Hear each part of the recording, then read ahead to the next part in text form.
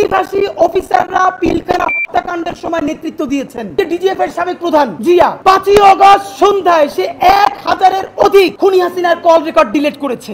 Indian agency একজনকে গুম করবে, বাংলাদেশ সেনাবাহিনীর একটা অংশ তাকে গুম করতে দিবে না, রাস্তায় মুখোমুখি হয়ে গেছে তারা।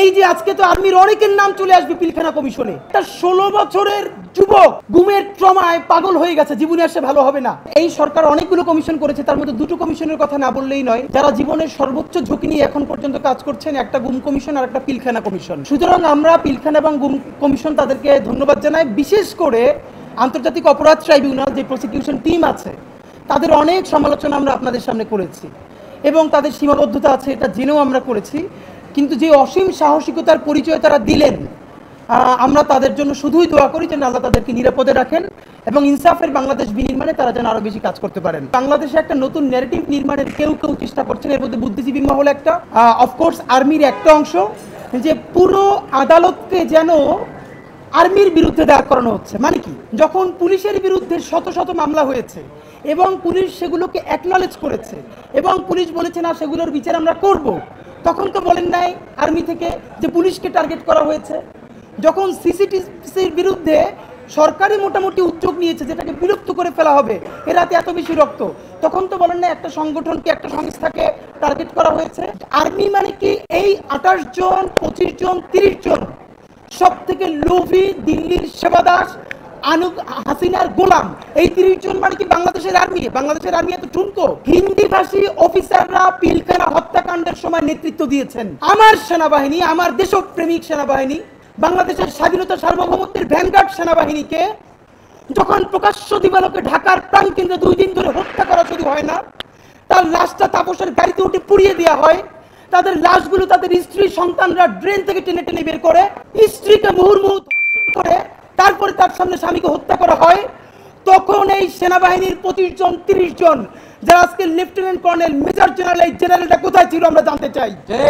আমার সেনাবাহিনীকে যখন হত্যা করে তার লাশ ভাসিয়ে দেওয়া হচ্ছে, তখন তারা হাসিনার সাথে গণভবনে বসে প্ল্যান করছে, চা খাচ্ছে, কফি খাচ্ছে এবং হাসিনা তাদের শক্তি নিয়ে থ্রেট করেছে বাংলাদেশের জুনিয়র অফিসারদেরকে সেনাবাহিনীর, যদি কেউ পিলখানার দিকে মুভ করে তাহলে পরিণতি ভয়াবহ হবে। এর মানে তিনি সেই প্রথম বাংলাদেশ সেনাবাহিনীকে ভয় দেখিয়েছিলেন, যদি ক্যান্টনমেন্ট থেকে পিলখানার দিকে মুভ করা হয় তাহলে ইন্ডিয়ান আর্মি এখানে অবস্থান গ্রহণ করবে।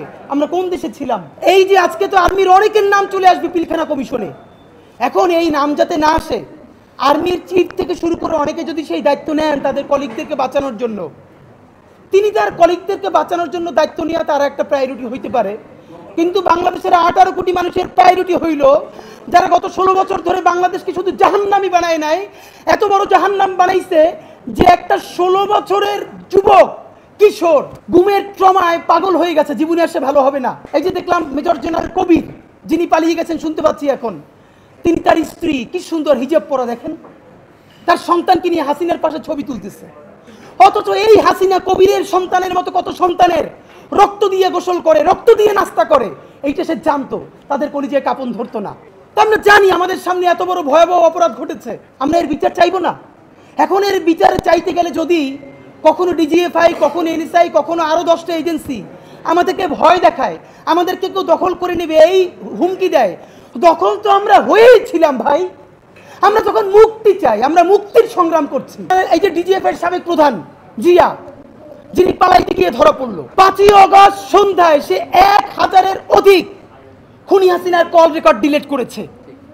আপনি ভাবেন এই 1000 কল রেকর্ড ডিলিট করা হয়েছে, এরপর 2-4টা কল রেকর্ড সমস্ত আয়নাঘরকে গুড়িয়ে দেওয়া হয়েছে, এরপর সামান্য 2-1টা দাগ, সেইটা থেকে যে ডকুমেন্টারি করা গেল তা আমরা কেউ নিতে পারতেছি না।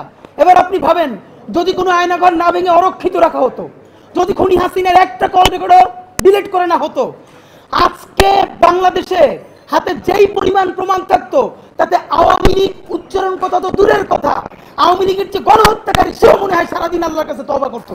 আজকে আমাদেরকে ফোন করে একজন জানিয়েছেন উত্তরায় তার বাসা, তিনি বেনজির আহমেদের বাড়িতে ভাড়া থাকেন। তিনি বলছেন যে বেনজির আহমদ এখনো তাদের লোকজনের মাধ্যমে, র্যাবের যে বেনজির, এখনো প্রতি মাসে ভাড়া তুলি নাই। এর মানে ঢাকার মধ্যে বেনজিরের যতগুলো বাড়ি আছে, ফ্ল্যাট আছে, সেইখান থেকে এখনো প্রতি মাসে ভাড়া তুলে নেওয়া হচ্ছে, তাদেরকে টাকা পাঠানো হচ্ছে। আমরা সরকারের কাছে জানতে চাই এইগুলোর সাথে কারা জড়িত, এইটা কে বের করবে? আমরা বের করব। স্পষ্ট জানতে চাই মেজর জেনারেল কবির যে খুনিটা, আপনি ভাবেন কি ভয়াবহ অবস্থা। হাসিনা পালাই গেছে, তার সাথে সে হেলিকপ্টারে পালাইছে, তারপরে আবার কে তাকে বাংলাদেশে ঢুকালো? বাংলাদেশের সমস্ত তথ্য দিল্লিতে গিয়ে পাচার করে এসে দিল্লির সমস্ত অর্ডার গুলো নিয়ে এসে ক্যান্টনমেন্টে হাজির। আমরা অদ্ভুতভাবে খেয়াল করলাম এইরকম গুম কমিশনের ভয়াবহ মানে বলবার মতো না। হাসিনার আমলে আমরা দেখেছি বেগম জিয়ার নামে মিথ্যা মামলা, তিনি 1 কোটি টাকা নিজে খান নাই, শুধু একটা ফান্ড থেকে আরেকটা ফান্ডে ট্রান্সফার করেছেন। সেইটা নিয়ে মিডিয়া দিনের পরে দিন আদালতে এবং সব জায়গায় লাইভ করেছে। অথচ যেই জেনারেলটা শুধু হত্যা ঘটায় নাই, বাংলাদেশকে দিল্লির চিরতরে দাস করে দিয়েছে, তাদের বিরুদ্ধে আদালত যখন ওয়ারেন্ট জারি করে সেটার উপরে কোনো ফলো আপ রিপোর্ট নাই, কোনো লাইভ নাই, কোনো টকশো নাই। এবং সব থেকে ভয়াবহ ব্যাপার হলো, আমি আজ পর্যন্ত বাংলাদেশের কোনো মূলধারা মিডিয়ার ভাইয়েরা যারা আছেন, আমি কোনো মূলধারা মিডিয়াকে দেখি নাই এই যে গুমের ভিকটিম এদের 5-7জনকে নিয়ে একটা সিরিজ প্রোগ্রাম তো দূরের কথা, 3-4টা টকশো পর্যন্ত আপনারা করেন নাই। আপনারা কি টকশো করতেছেন? প্রতিদিন প্রচুর মব হচ্ছে। আর মব তো করছে আর্মির এই গ্রুপ, যারা আয়না ঘর ভাইয়ে ফেলছে। কারা মব করছে? এই মব উস্কাইয়ে দিয়া মিডিয়াকে ডিজিএফআই বলে দিয়েছে সারাদিন মব দেখাও। এই ফাঁকে ফাঁকে আমরা কি করব? আমরা প্রত্যেকটা আয়নাঘর ভাঙিয়ে ফেলবো। এই ফাঁকে আমরা কি করব? ক্যান্টনমেন্ট থেকে 626 জন যে গণহত্যাকারী, তাদেরকে আমরা পাচার করে দিব। দুটো জায়গা থেকে আমরা শুনেছি এই ওয়ারেন্ট জারির একদিন আগে আর্মিকে জানানো হয়েছে আগামীকালকে যেহেতু ওয়ারেন্ট জারি হবে, আপনারা তাদেরকে পাস করে দেন। এবং ইতিমধ্যে তাদেরকে সেফ এক্সিট দেওয়ার পরিকল্পনা চলছে, সম্ভবত কয়েকজনকে সেফ এক্সিট দিয়ে ফেলা হয়েছে। এই আর্মির সকল জুনিয়র অফিসার জুলাই গণ অভ্যুত্থানের পক্ষে দাঁড়ালো। যখন আর্মির এই সিনিয়র গণহত্যাকারীগুলো তারা সবাই বসে দেখলো যে জুনিয়র অফিসারদেরকে কথা বলে মানানো যাচ্ছে না, সুতরাং এখন আমরা তাদের পক্ষে গিয়ে তাদেরকে নিরস্ত্র করি। কারণ আমরা জেনেছি অনেকে ঘোষণা দিয়েছিলেন তারা সিনিয়রদের আদেশ অমান্য করে যদি জনগণকে কেউ গুলি করে তারা তাদের বিরুদ্ধে গুলি করবে।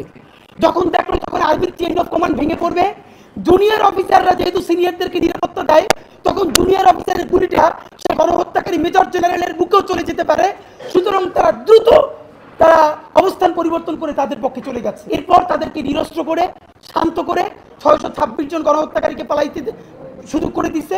এরপর বাকি বাংলাদেশ কিভাবে করতেছে? ইন্ডিয়ান এজেন্সি একজনকে গুম করবে, বাংলাদেশ সেনাবাহিনীর একটা অংশ তাকে গুম করতে দিবে না। রাস্তায় মুখোমুখি হয়ে গেছে তারা। ইন্ডিয়ান এজেন্সি এক পাশে এবং তাদের পাশে সেবা দাস যে গ্রুপ বাংলাদেশের, আর একটা হলো দেশপ্রেমিক ফোর্স, তারা প্রতিবাদ করছে না আমরা গুম করতে দিব না।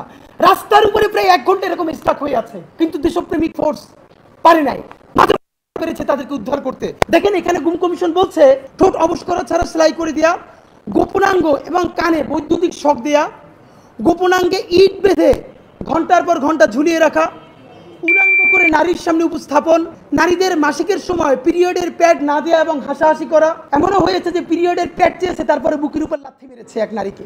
মেয়েদের শরীর থেকে ওড়না টেনে খুলে ফেলা এবং অনেক তো পর্দা করেছ এভাবে বলে হাসি ঠাট্টা করা, হাত পায়ের উপর নিচে বাস রেখে ঘন্টার পর ঘন্টা দাঁড়িয়ে থাকা এবং তাদের সামনে তারা উন্মত্ত গান করতো, তখন উলঙ্গ করে 24 ঘন্টা পর্যন্ত ঝুলিয়ে রাখা, মুখের মধ্যে ভেজা ময়লা কাপড় ঢুকিয়ে অনবরত পানি ঢালা, বিদ্যুৎ সংযুক্ত বালতিতে প্রস্রাব করতে বাধ্য করা। আপনারা জানেন কি অবস্থা হয়? ওয়াশরুমে 8 মিনিটের বেশি অবস্থান করলে মারধর, যেভাবে হত্যা করা হতো।